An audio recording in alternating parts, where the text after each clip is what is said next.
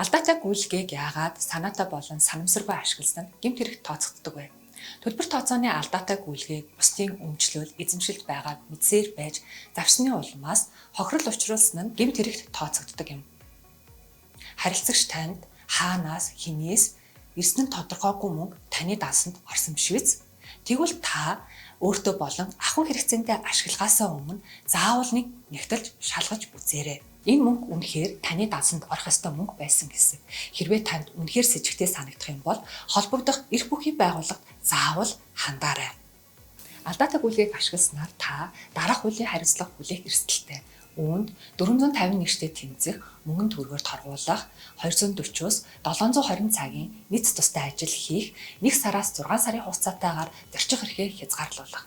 Хэрвээ та их хэмжээний хохирол учруулах юм бол 6 сараас 2 жилийн хугацаатай хорих ялаар шийтгүүлнэ гэдгийг анхаараарай. Гарал үүсэл нь үл мэддэг орлогоос харилцагч та өөрийгөө хамгаалаарай.